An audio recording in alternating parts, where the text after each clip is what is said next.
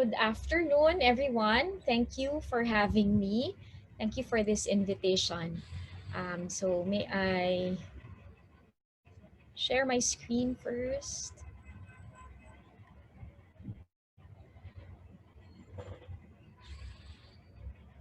I shall be using what we call Pear Deck. I'm not sure if you used Pear Deck already.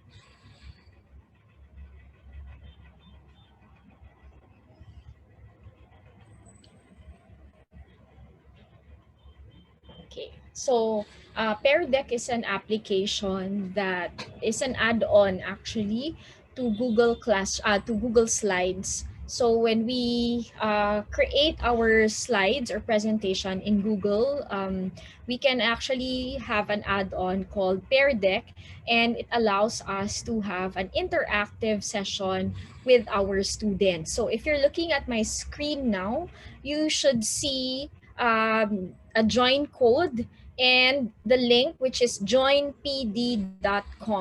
Maybe I can request the organizers to type on the chat box the link, which is pd.com, and the code that you have here is VTWOIX.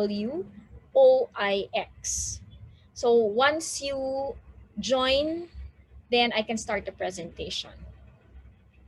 So just type on any tab. You can open another tab, or if you have your device, another device, you can create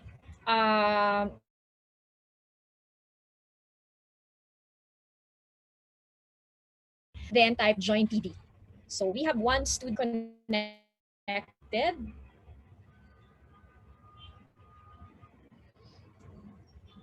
Okay, give time for the others. My internet has been very choppy lately, so I don't know, I hope you won't mind if I turn off my video because I might get disconnected. To the organizers, is that okay? Okay lang po ba?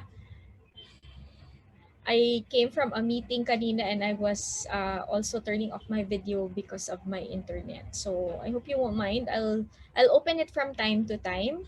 But now I just got the message that my internet is unstable. So I'm gonna stop my video for now.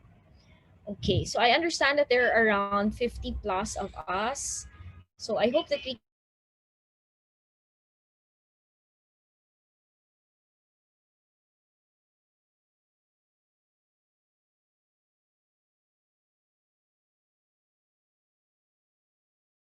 have a good have 6 students. So if you look at the um, your screen now, you can see here that it actually updates you, no? As a teacher, you'll be able to know if your students have already joined the class. So right now, I only have 6 students. And since there are over 50 of us, I'm hoping that you can you can have more students joining. So this Pair Deck app is very nice because you can ask students to answer a poll. It works like Mentimeter also.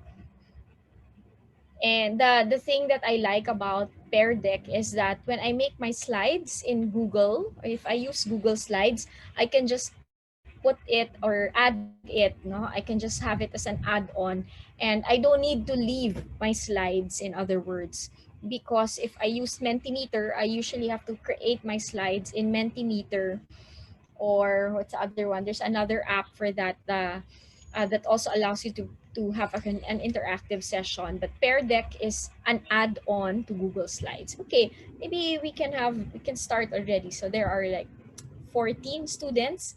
The others can just join. Anyway, the code will appear at the top of the screen also. All right, so this is the code you can see there on the upper right-hand corner of the screen. Okay, so let me go straight ahead. What I usually do before I start the presentation is always to check for prior knowledge of my students or attendees in any webinar. So, okay.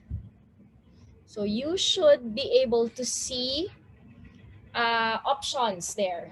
Then you choose an option.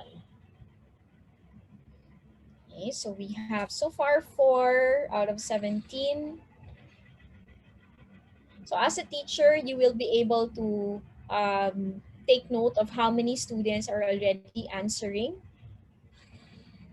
And you can have as many, I think, several, I forgot the exact number, but you can have more than 4, I think 5 or 6 options for pair deck. Okay.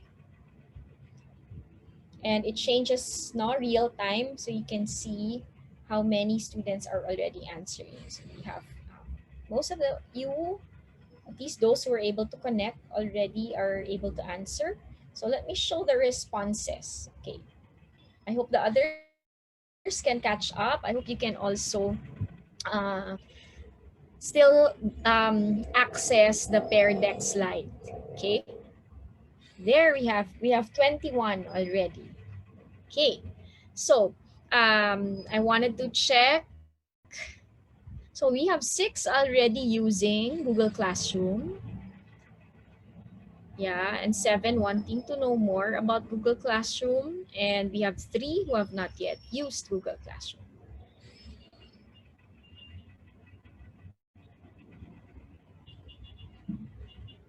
Okay, that's good. I think you probably are already proficient in Google Classroom, no? And it's actually very easy to use. And the nice thing about it is that it's integrated with all the Google apps, no, or the Google Suite. So if you're, of course, most of us are very familiar with Gmail, with Google Mail, and probably with Google Drive already, no? So if you are already using those applications, then it's easier because the interface is also very familiar. It's very easy to use. Okay, so there. That's a good number. We have about half, no, already using Google Classroom. That's good. So let me go to my next slide. Okay. So basically, there are two things just that we want to accomplish in this workshop or in this very short sharing of mine, no? Maybe just to identify ways in which we can use Google Classroom, at least for those who are not yet familiar, and to use the features of Google Classroom to better manage our online classes. No? So here's another slide, another pair deck slide. What do you already know about Google Classroom? Okay, so can you start giving your responses. So notice that the previous slide, the first slide for pair deck is actually multiple choice. You have options. So you can plug in the options and the students can choose. But with this other type of response, it can be an open-ended question. So this is also a nice way to gather responses from the students, especially now that when we are in online class, some students are not very comfortable about turning on their camera or speaking in front of the class, or it's hard not to get students to be engaged in the classroom. It's also difficult for us because sometimes you feel that we're just talking to a screen and we don't see the faces of our students. So this is a way also to engage our students. Okay, so we have 10 out of 20. Maybe we wait a bit for the others to also respond.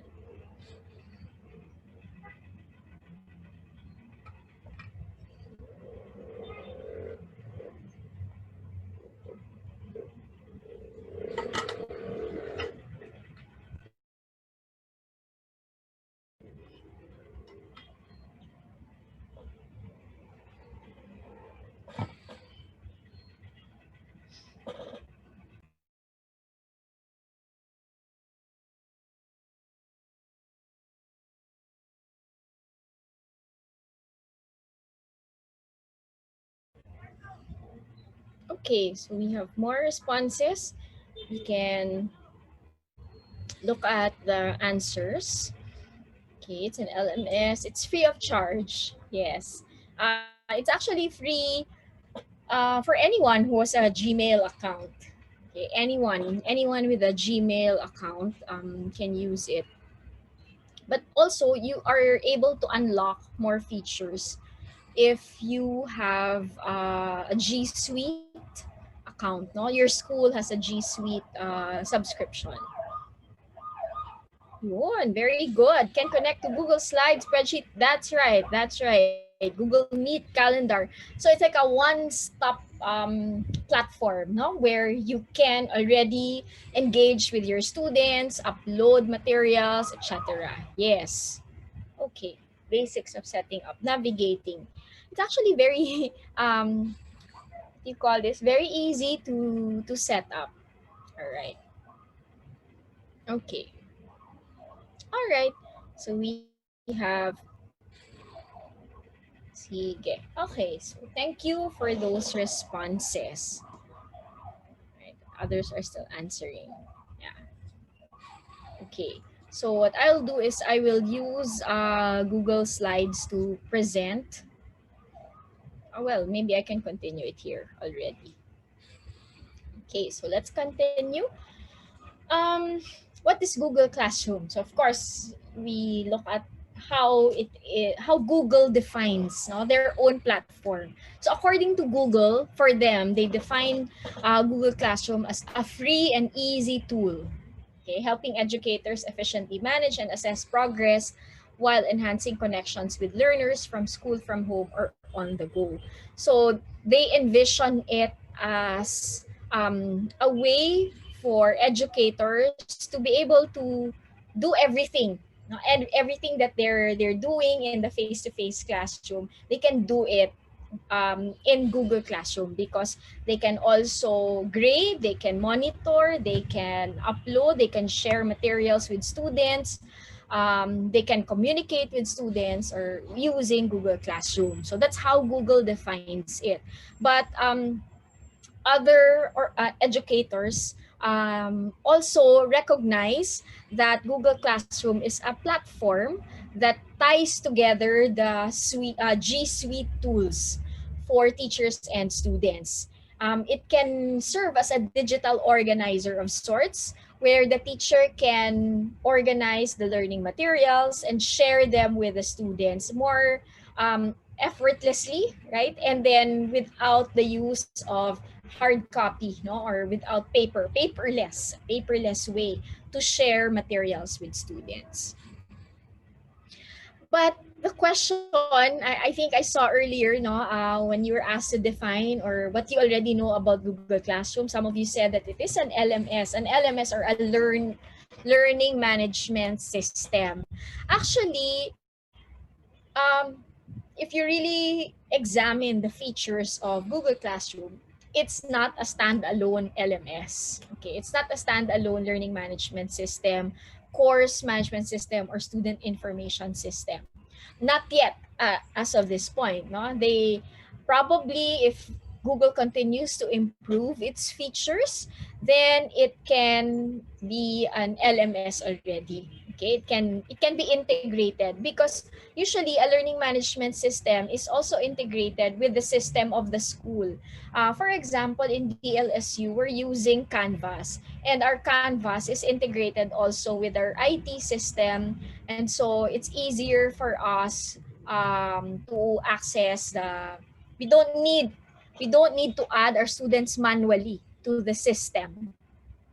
With Google Classroom, for now, the option is you share a code with your students that they will use to access, or you invite them via email. But if you have a learning management system, because it is integrated with your school system already, or student information system, then all students are automatically added. You don't need to create a course, because the courses are already created for you by your system in the school. No? So that's why it's not yet there. It's not yet an LMS. And I don't think also Google was really positioning itself as a learning management system, no? Or positioning Google Classroom as an LMS. But many experts also are saying that right now the features of Google is something, it's starting to look and function like an LMS. For now, we can think of it as a one-stop shop for class organization. Okay, is Google Classroom free? Yes. So it's included as a free service for anyone with a personal Google account. And it's also free for organizations that make use of the G Suite for education or G Suite for nonprofits. So if you have your school account, no, you can access that, or your school email or any Gmail actually can be used to create a Google Classroom. So how do we start? So the first thing, of course, is you go to the site, which is classroom.google.com. Okay, and then you have the plus button. So if it's your first time to join, there's really blank. You need to create your first class. So of course, we add the button and then add information about the class, and the students can start joining through a join code, or you can add them via email. Okay, so this is how one of my classes before. Um, so just a disclaimer, I don't use Google Classroom already, not anymore. Okay, so this was used during the term when we did not yet subscribe to Canvas. So maybe that was around, let me think, maybe 2017 or 2018, because we went we subscribed to Canvas, if I'm not mistaken, 2018 of term 2. So right now we're already using Canvas. And so this is just my Google Classroom prior to the subscription of DLSU to Canvas. So this is how it looks like. This is my class. I taught an MA course called Principles of Learner-Centered Teaching. And it's actually an extension program. So MALT is Master of Learning and Teaching. It's one of the programs that we offer under the Counseling and Educational Psychology Department. And this is an extension program for La Salle Bacolod. So we go to Bacolod for classes 3 or 4 times in a term, and the rest is already online. So this is my class. So notice that you can actually customize it. No, you can change your theme. You can upload a photo. You can create a banner also using some other application like Canva, for instance, and then you can upload it as a photo, or use your own photo, and that will be your header. So the class code here is what you share with your students so that they can join the course. And the nice thing also, I think one of you pointed out earlier, is that we can already integrate Google Classroom with Google Meet. So that's a very nice feature, because you don't need to create a different account. You don't need to go out of your Google Classroom, because you can generate the Meet link here and just click that when it's time to meet already. And that can be the same Meet link that you use for all your meetings with your classes. Okay, so what can teachers do with Google Classroom? The first thing is you can use it really to streamline how you manage your class. Um, Google actually allows us to create already or integrate it with its different platforms. But aside from that, I think another nice feature of Google Classroom is that it allows you now to create modules or topics. So when you have, let's say, your syllabus, your course syllabus, and they are divided into units or modules, then you can also do that with Google Classroom, because that's actually the way most learning management systems work. No, you have modules, and you can do the same with Google Classroom. And the additional benefit of Google Classroom is that it integrates easily with other tools, Google Docs, with Drive, with Calendar, with other other applications like Google Sheets or Google Forms. So, for example, if you want students to collaborate on a task, then you can create a Google Docs that can be accessed by all your students, and then they can use that to work on the assignment or work on the task that you have. Okay. So another feature also that I like about Google Classroom is that it's integrated with Google Calendar. So if you post an assignment with a due date, it's automatically added to the class calendar for your students to see. Okay. By the way, your students also need to have a Google account. So that means they need to have Gmail. If they don't have a paid account, then a free Google account will do. That's also acceptable. So as long as they have a Gmail account, then they can access this. So and then that will be also reflected in their Google Calendar. If you have a task that is due, you can set a reminder for them and so on. Plus, it also integrates seamlessly with your Google Drive. So most of us are familiar with Google Drive. No, we're already using Google Drive in our workplaces and also probably with our students, with our classes. And each class each class has its own drive folder. So you can use that drive folder. You don't need to manually add people to the drive, but you can already just add in whatever materials that you have.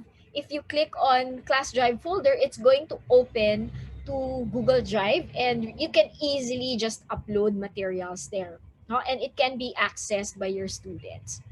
Okay, so what I have here, I posted something. No? So this one is readings, and so that's the materials. And then this one is a question, which can be like a discussion board. So that's also a nice thing about Google Classroom, because it can function somehow like a discussion board. So think of it like somebody made a post on Facebook, and then there are comments, and people can respond to each other. That is also possible in Google Classroom. Okay. And another nice thing also now about Google Classroom is that you can easily organize, distribute, and collect assignments, course materials, and student work. Plus, you can check for plagiarism, no? For originality. So if you are asking students to submit a research paper, for example, you can click on the check plagiarism, and it will generate a similarity report. So if you're familiar with Turnitin, which is a paid plagiarism checker, usually it generates a similarity index or a similarity report. How similar is this paper with another paper, no, that was searched on the through the web. And so you can do that also with assignments that are submitted by students. And you have up to 5 assignments, so you can turn on originality reports for 5 assignments per class. But if you want more, then you'll have to upgrade already, and you can upgrade that through, if your university or your school is subscribing to G Suite or G Suite Enterprise for Education, then you can request them or your admin to upgrade. You can also view the originality reports for 45 days. Okay, and then after that, you can run another report in the grading tool. Okay, so that's a nice feature of Google Classroom. Okay, so these are the things that you can do. So actually, you can create an assignment, you can add a quiz. So when you click on the quiz assignment, it actually allows you to open Google Forms. So the quiz function of Google Classroom is Google Forms. So it makes use of Google Forms. So right now, I'm sure many of us are researchers here. We're probably using Google Forms already for data gathering. But Google Forms can also be used as a quiz. You just need to change the setting. Okay? You need to make it where in such a way where there is a correct answer, and you can add points to your Google form so that it becomes a quiz. Okay, so the question mark here that you see is actually what we use when we want to facilitate a discussion board. So you can put a question and then students can respond, they can reply to each other. Material would be any material that you want to upload. Like for example, you want to upload your PowerPoint or your link it to your Google Slides, or you have readings, a PDF file, or maybe even a YouTube link. You can also do that. You can also reuse a post. So this is a nice feature because if you have used Google Classroom before, and or you're teaching the same subject again, no, for the next semester, you don't need to create everything from scratch, but you can recycle or reuse a post. Maybe you're just going to tweak it a bit or add some more items, for example, in your quiz or the materials that you're going to use. You can reuse that. The topic function is actually what we can use to organize our course. No? So if you click on the topic function, it allows you to specify the different subsections that you want in your course. So usually when we present our course syllabus, we have I don't know how you organize your courses, but in my case, I usually organize it based on the theme of the topics that I am discussing. So I teach statistics also, no? So that is one of the subjects that I teach. And this term, I am teaching statistics for PhD students, and our focus is on multivariate statistics. So I have organized my course into themes. So I started off with talking about interdependent techniques, and then dependent techniques, and then structural equation modeling. So that's how I organize it. So the topic can be like your overarching theme, or it can be a unit, no, a unit or a section of your course. So that way you have a better way of organizing your course, and also it's very helpful to students if they see the flow of the course, and all of these can be prepared ahead of time. Okay. So here's an example of an assignment that I created. So it's a reading report. So students will read journal articles, and they will write an essay, and then they will answer the questions that follows. And I can add, no? So I can add files, images, links to websites, or even YouTube videos and other materials. So what are the ways that I can add these materials? I can link it to the Google Drive. For example, I have my own drive, and I can just grab it from my own drive, but I can also link it to the class drive. No? Or supposing my reference is a website, maybe it's a report that can be accessed online, then I can just click on link here so that I can just put in the URL. Or I can upload a file if I have a PDF or an image probably that I want students to use as a stimulus for the assignment, or a YouTube video. Okay, so because YouTube, of course, as we all know, YouTube is also owned by Google, so that's what makes it easier, no? And I think that's really the beauty also of using tools that are already interconnected, because it's easier. The integration becomes more seamless. No? It's easier for us also. What else? We can communicate with students about their classwork. You can do it in a discussion format. Like you can post in the stream tab, you can post your instructions or reminders or announcements, and then you can see that the students can give comments. Sorry, I blocked it out because this is actually not my this is a shared Google class. No, it's a shared Google class. So I'm not the only teacher, and I was sharing this with another professor. That's why I blocked out the name of the prof. and the name of the student, but I think I forgot to cover the name Nicole. So anyway, Nicole is a common name. So the name of the student is Nicole. So you can use the platform to post your announcements and reminders about assignments. And you can easily see also who has already submitted, no? So there's classwork, and you can check that under classwork. Okay. Um, Another feature that I like about Google Classroom, and specifically in terms of the quiz function, no, is that you can give feedback already. You can give feedback to the students as they answer the quiz, which is to me very helpful, because if I am the student, then I will understand why my answer is wrong. So this is a screenshot from Google Forms. So this is a quiz that I created, and you can see here that I can give a feedback. I can add a feedback.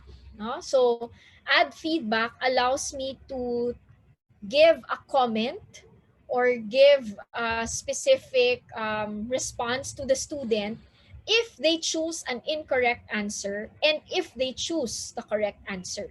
So what I just wrote here is, if your answer is incorrect, I just said your answer is incorrect. But of course, you can be more specific with that. Like you can explain, for example, why their answer is incorrect. No? That's up to you as a teacher. And you can also give an affirmation if their answer is correct.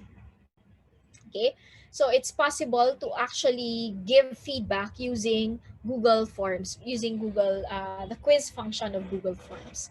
And the nice thing, of course, when you use Google Forms is that the quiz is automatically graded. We don't need to check it, no? Unless it's an essay, probably, unless the response will be let's say one paragraph or two paragraphs, by then you still would have to grade it yourself in that case, no?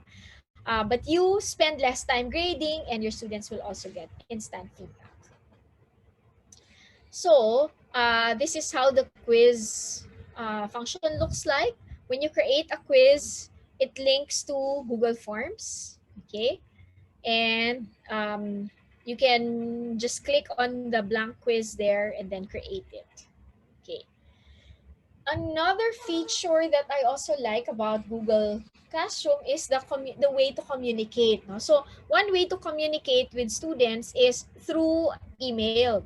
So because you're already linked to Gmail, then you can easily communicate with them by sending an email to all students, or just individually, just to some students. So you can just check on this button here, and it will choose everyone, no? And then you can click the actions, you can email all of them, remove or mute. But if you just want to choose one student, you can just select the name of the student that you want to send an email to, and you can send a private email to that person. So that is applicable under the people tab. Okay, so this is how the submissions will look like, no? So this is for a particular paper, reaction paper. So again, disclaimer, this is not my class. Um, my sister actually also teaches, so this is from her class. So her students turned in. So right away, you can see how many have not submitted anything. You can see that there are still two students who have not submitted anything, missing. And then you can also see how many you have graded.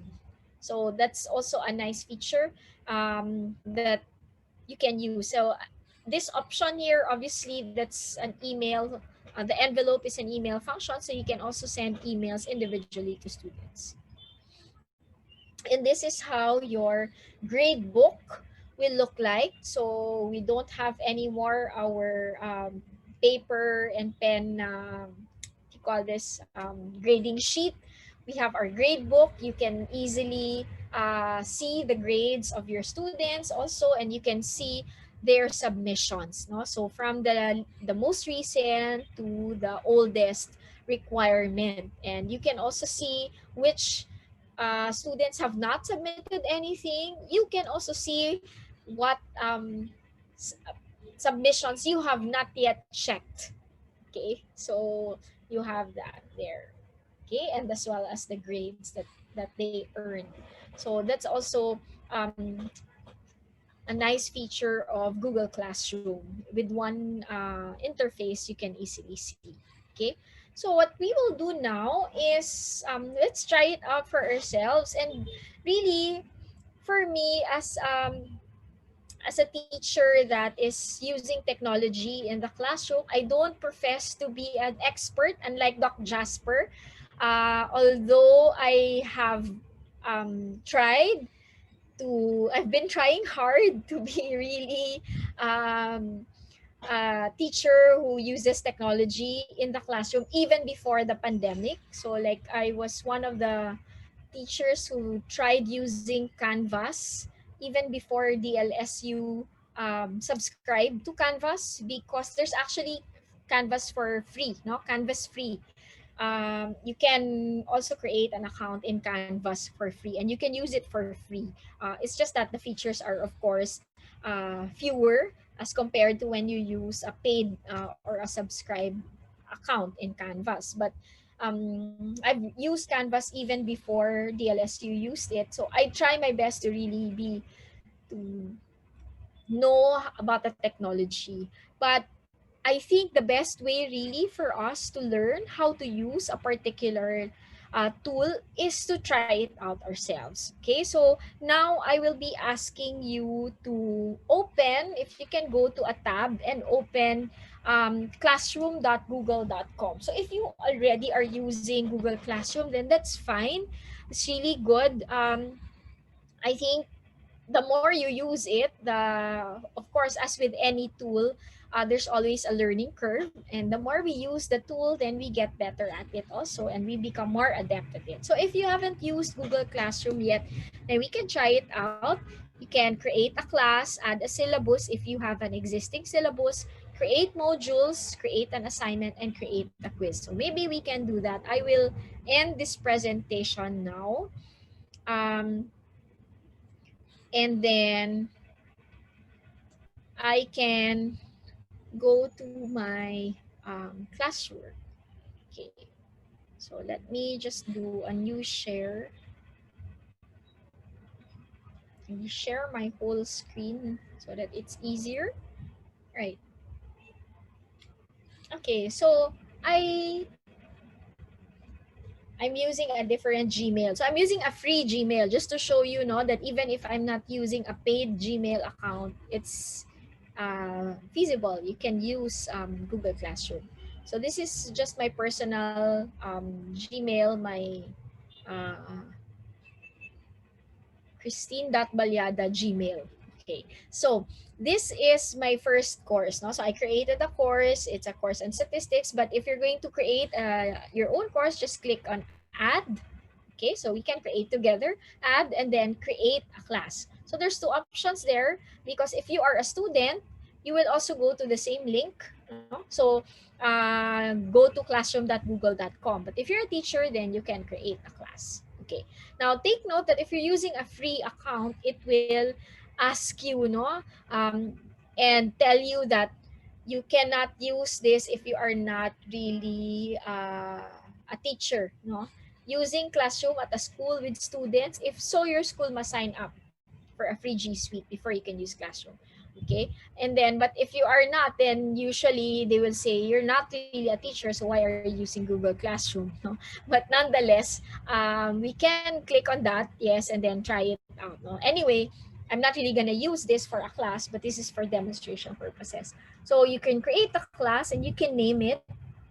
Okay, so let's say we want to name this as uh, educational technology 101. Okay, and then you can put a section 1 maybe, and then I will just write the code edtech 101. Okay, and then I can create. Of course, there's no room anymore because we don't have we're in a virtual room. So it's creating now. There you go. And notice how smart Google is. The theme that it used as your header, it's somehow connected to educational technology, right? So you can change that, okay? And it gives you tips. So if you're a first timer, it's very easy to use Google Classroom because as you go along, you will be given tips, no? You will be given tips on how to use it. So it's easy. So you can, what can you do? So you can share something with your class. So maybe let's start off by putting something here. So I can create something with my, share something with my class, and I can say, welcome to Educational Technology 101. Sorry. I don't know about you, but usually when I start off a term or a semester with my students, I upload an introduction video, very quick video, like just to show my face to my students. So I take a quick video and then I just introduce myself. I'm going to be your professor. This is our course is about this, and this is what we will do. So usually 2 minutes, no, two minutes would be enough, and then you can add that, no. So if you have a video introducing yourself, you can add that. If you uploaded it to YouTube, you can add your YouTube link, no? Or you can also link it to your Google Drive if you have a Google Drive already, or you can upload. You can upload a file, no? So if you have a file, like if you want to upload something that describes your course, maybe upload your course syllabus, then you can already put that here. So you can click on this, and or if you have a PowerPoint presentation, you can easily do that. Okay, and then you can post that. So I can introduce myself. I am Dr. Christine Ballada. Will be your professor in this course. I look forward to learning with you this term. Okay. So I can post that. And then if I want to add my photo, I can add a photo as well. Okay.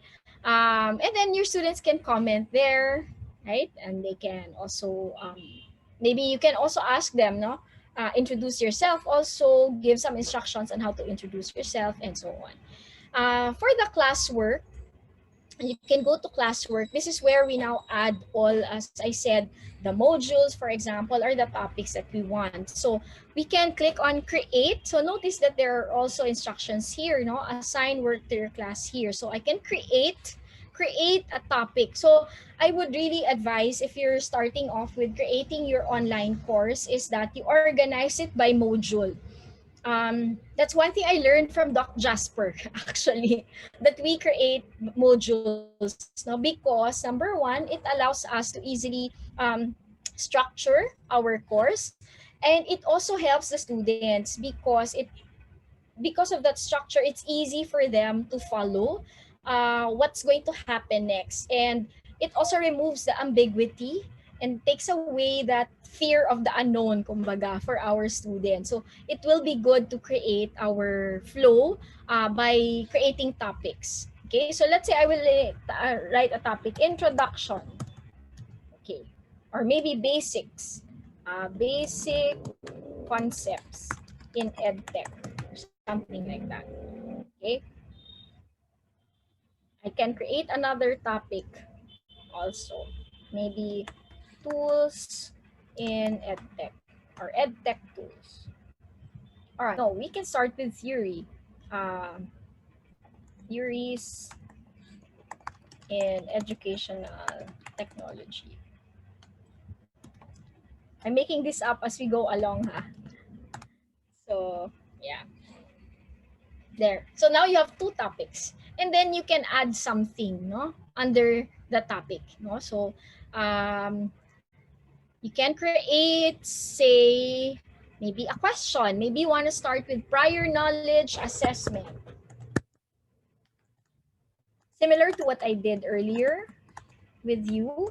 Like, what do you already know about um, educational technology, something like that.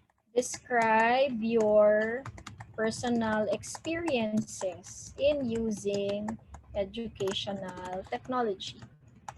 Okay. So take note that you can make this also a multiple choice. No? So you can make that a multiple choice or a short answer. Supposing I will use a short answer. And then you can add points, but it can also be ungraded. Supposing, because since it's a prior knowledge assessment, it's just ungraded. Okay. And you can set the date, the due date. So you can change the date. Let's say my first class will be December 7th. So I'm going to put December 7th. You can set the time also, make it optional. And this is where you classify it according to the topics. This is why it's important to create the topics first. No? So you create the topics first, although it's also possible to create the topic as you go along. But I find it easier if I already have all the topics, because then I can just readily add, no, and classify whatever assignments or quizzes or tasks that I want students to do. So maybe this is under basic concepts. Okay. And you have two options. Students can reply to each other, or students can edit answer. So you can unclick that, or you can also click this, no, where they can edit their answer. So if it's a prior knowledge assessment and it's not really graded, then I think it's okay for them to edit their answer. Okay, and then you can ask.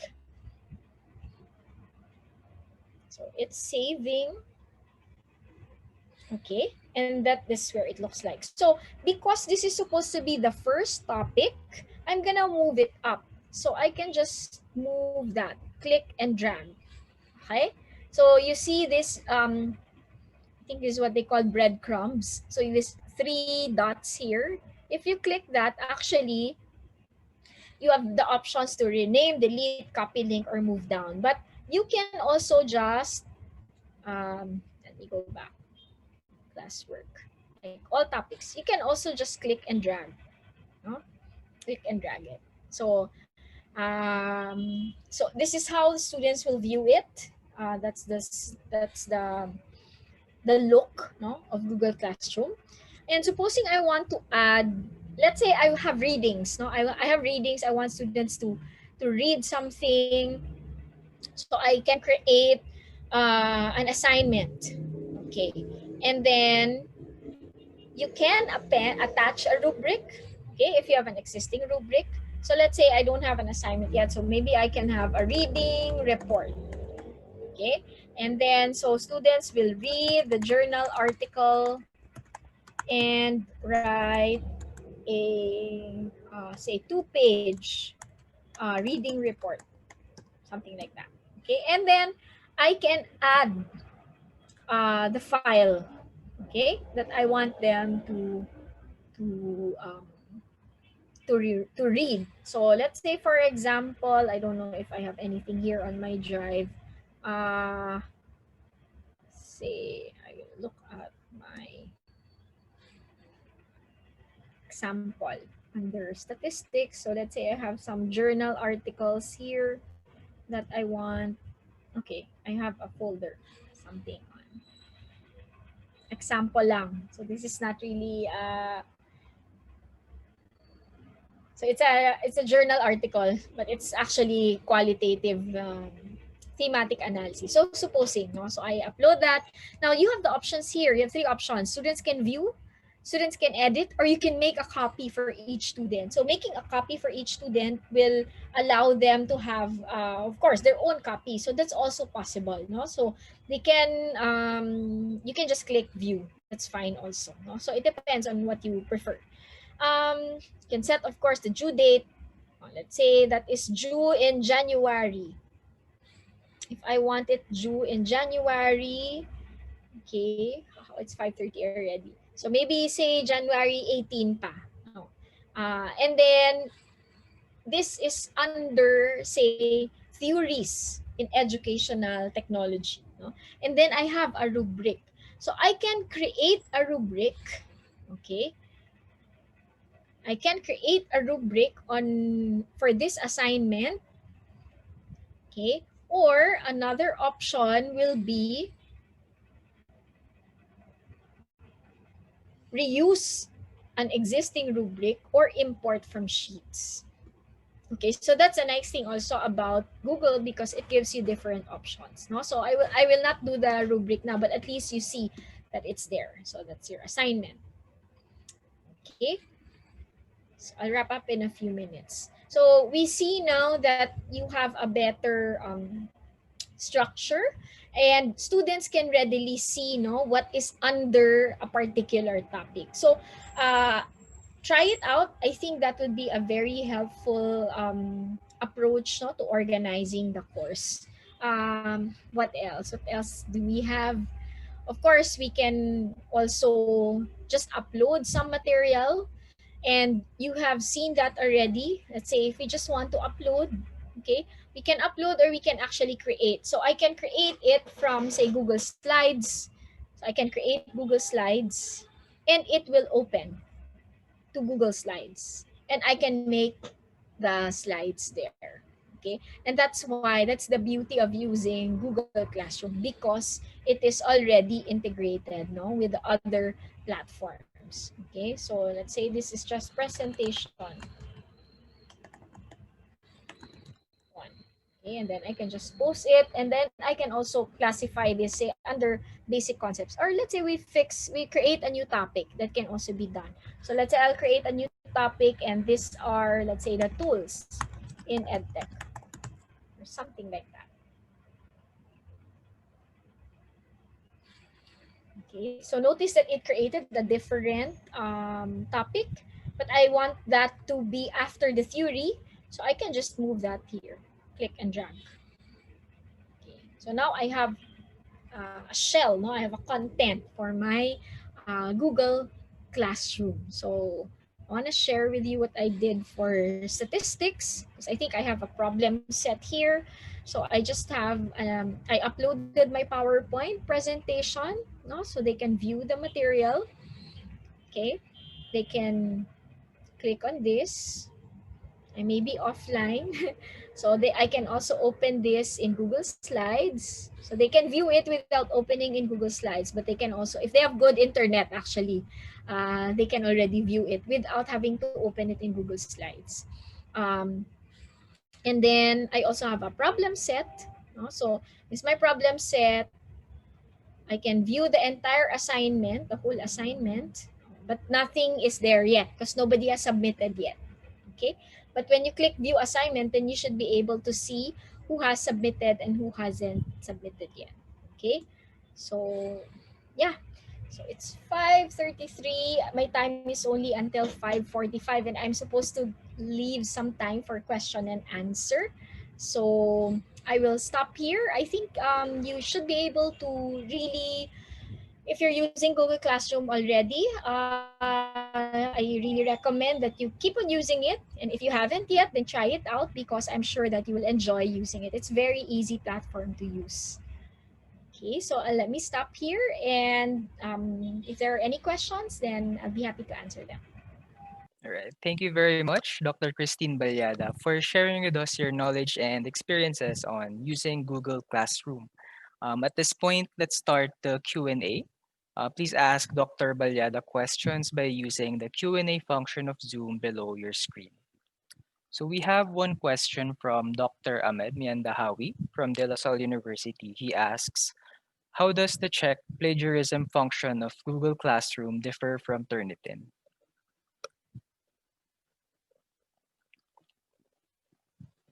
I'm muted. I'm not sure what Google is using right now. If it's the same platform of Turnitin. I have to double check on that. But I know that the way it works is that it gives you also an originality score. So similar to what in Turnitin, we call that like a similarity score, like how many percent, right? How many percent of a student's paper is similar to some other person's work. And we usually have like a tolerance limit, a cutoff. So for example, for PhD, we want it to be, say, only 10%, no? And it's okay to have 10%, but maybe we increase that a bit for undergrad. So that's how it functions. It basically gives you a score that will tell you whether how many percent or how much percentage of the paper has been copied from someone else's work. And we have another question from a participant. He asks, how can we utilize Google Classroom in tandem with the other applications of the Google Suite? Do you have recommendations or tips on how we can integrate the use of these different platforms? As I said, when you are already in Google Classroom, it's easy to use the other tools, no? Like for example, Google Meet. If I will share again. Let me share and go to, for example, in this class. So let's say, okay, stream. There's no class code. Here. So there's a class code. I don't know why there's no Google. There should be generate Google. Okay, wait lang. Should be able to generate Google Meet here. Let's see. No, it's not there. In one of my classes, I was able to see it. Oh, maybe because I have not added anyone in the class, no? But actually, you can add. I think it's here in my presentation. You can generate a Meet link. You can generate a Meet link, and then that's one way for you to be able to use Google Meet already. So you can generate a Meet link.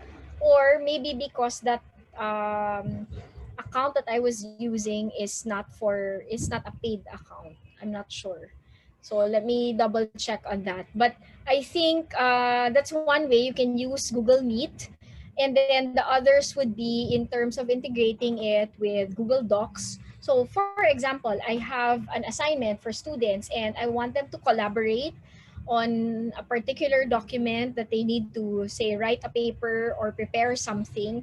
Then you can create the document in Google Docs and then share that with them. That's one way, the usual way. The other way is you already have your Google Classroom and then you can create the Google Docs from Google Classroom, and it comes out as an assignment, and then everyone knows that they're supposed to use this Google Docs for that assignment. No? So it's easy to use the Google Suite because it's already embedded in Google Classroom. You can already create your slides, you can create your forms, link it to YouTube even, because YouTube is part also of Google. No, YouTube is owned by Google, so that makes it easier for you to access the different platforms of Google. In the interest of time, we can accommodate one last question. The question is, what are your tips and recommendations for people or teachers who are still starting out with Google Classroom? Well, first tip really is to use it. I think it's really to use it. As with any tool, the best way for us to really learn the features of a tool is to use it. Recall that the first time you owned a smartphone. First time you owned a smartphone. The smartphone that allows you to connect to the internet, that allows you to download apps and so on. The first time you used it, you probably were not also sure. No, you got lost in navigating your smartphone. So the same with Google, the same with any web application or any educational technology tool. You really need to keep on using it, and you become better at it the more you use it. So that's really my first tip. You keep on using it so that you will learn how to do it. And also, there's a lot of YouTube videos, by the way.